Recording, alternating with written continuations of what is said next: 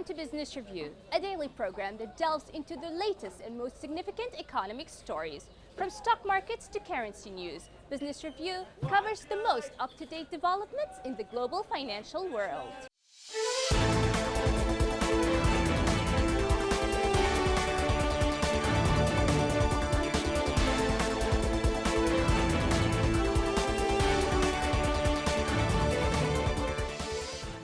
Russia's second largest city, St. Petersburg, is introducing cost-saving measures as the coronavirus crisis widens, battering the tourism economy.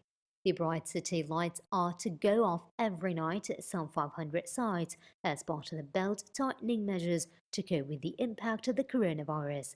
Lensvet, an energy company that provides external illumination to architectural structures in the country, said the move to turn the lights off each night could save the city some 13.6 million rubles.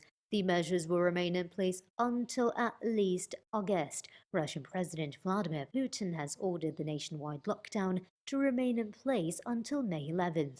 The number of coronavirus cases in Russia has risen by 10,581 over the past 24 hours, compared with a record of 10,633 on the previous day. According to the country's Coronavirus Crisis Response Center, this brought Russia's nationwide tally to 145,268. It also reported 76 new deaths from COVID-19, bringing the total death toll in Russia to 1,356.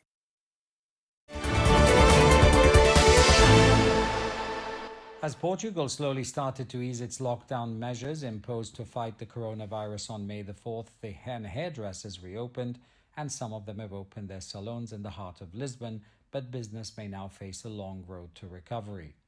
A 48-year-old hairdresser said while wearing a mask and a plastic face shield to cut the hair of her second customer of the day, "It's complicated, but we have to move on." After a 6-week lockdown, when people were urged to stay indoors and most non-essential services shut, a 3-phase plan began on Monday to open up different sectors every 15 days, starting with hairdressers, small neighborhood shops, car dealerships, and bookshops. But businesses must follow strict safety and capacity restrictions. At hairdressers, for instance, staff members must wear protective equipment, hand sanitizer must be available, and customers are only allowed in with an appointment.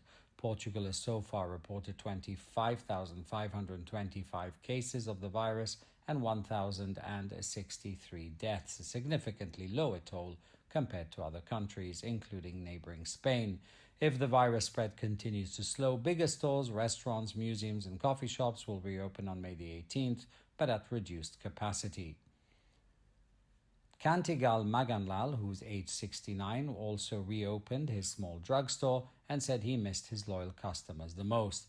Around 1 in 5 workers in Portugal have been laid off since the pandemic hit, with unemployment rocketing at around 6.4%, just 10,000 below its peak during the global financial crisis in 2008.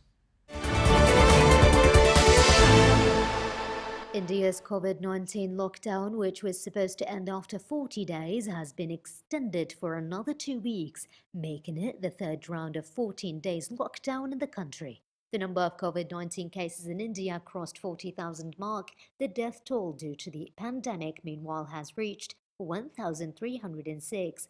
According to India's Federal Health Ministry, with 2,487 positive cases and 83 fatalities due to COVID-19, the total tally of the novel coronavirus cases has reached 40,263, while 1,306 people have lost their lives. Across the country, 10,887 patients have recovered so far, pushing the recovery rate at 27%.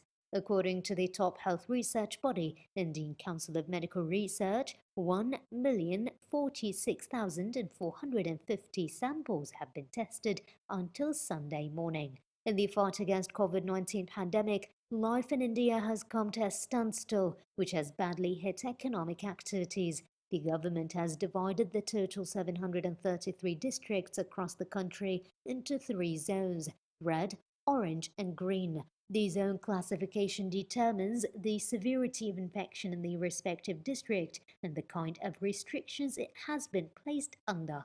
Red zone means a hotspot where the cases are increasing. Orange zone refers to the place where no new cases are reported over the past 2 weeks, and the green zone is the area where no cases reported since the past 21 days. Only 130 districts of the 733 are classified as red zones. However, the red parts almost cover all major cities of India, including New Delhi, Mumbai, Calcutta, Chennai, as well as Bangalore. The lockdown in the big cities has also led to the economic devastation and millions of people losing their jobs in India. Data shows that India's unemployment rate went up to 23.5% in April, and local auto manufacturers across the nation sold zero car in the same month. Ratings agency Moody's and Fitch revised their growth expectation for India to 0.2 and 0.8% respectively.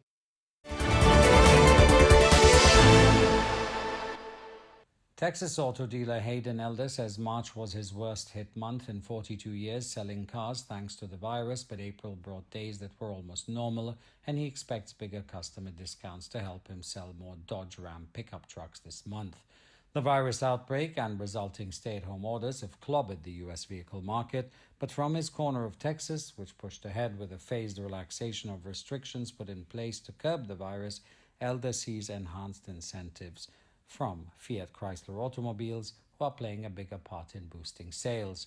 With levels of unemployment not seen since the Great Depression, 30.3 million Americans filed for jobless claims up until April the 25th. It's difficult to predict the level of demand for new vehicles.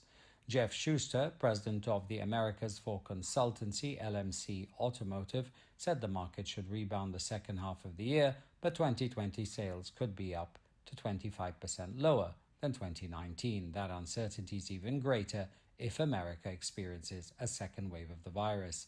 Automakers have been burning through money while their plants are shuttered. Many industry experts agree larger discounts could generate demand and cash flow when they reopen, even if they erode car makers' profit margins. Used cars have been piling up at auction lots since the virus outbreak. New imported vehicles now clog major ports. Dealerships across much of the country are closed. Earlier, Toyota Motor Corp said its sales plummeted 54% in April. Hyundai and Mazda reported drops of 39% and 45% respectively. As states begin to reopen, the next months will be turbulent and the pace of recovery will vary state by state. Auto retailer Sonic Automotive Incorporated Chief Executive David Smith said automakers' current discounts were already unprecedented, noting that pushed sales higher in late April and will hopefully boost them further in the second and third quarters. In the United States, automakers can look to China for some inspiration. Sales there have rebounded since virus lockdown was lifted. Cinemas, one of the worst hit businesses from the outbreak of the novel coronavirus in China, are set to reopen as the epidemic wanes across the country.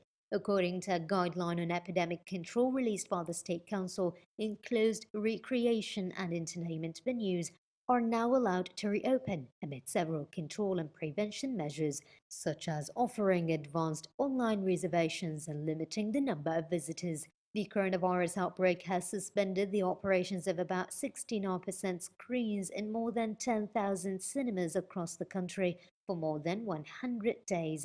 7 films that were scheduled to premiere during the Spring Festival holiday, which is considered as the biggest film season of the year in China, were forced to cancel their screening on January 24th, when all cinemas across the country halted operations as part of the epidemic control and prevention efforts from the government. According to the China Film Administration, the business suspension is expected to cause a box office loss exceeding 30 billion yuan this year. Yan Shuzhan, marketing director of SCP Plaza Cinema under China Film Group, said her company faces a great financial pressure as it did not have any revenue but has to pay for the rent, water and electricity expenses as well as wages. Now, with the virus being under control in the country, the government has eased down on some of the measures. For the cinemas to be allowed to reopen, they need to abide by the government requirements, which includes the installation of infrared thermometers, a regular disinfection of the facilities, among others. Yan said that all will abide by the social distancing measures by selling every other seat so people won't sit too close to each other. They will also disinfect the cinema room after every screening. China has the most screens in the world, and its box office revenue hit 64.266 billion won in 2019, according to China Film Administration.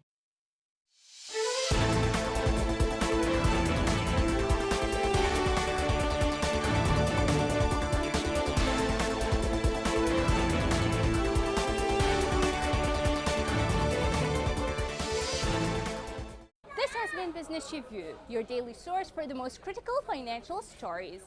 Tune in next time for the latest financial news impacting the world economy.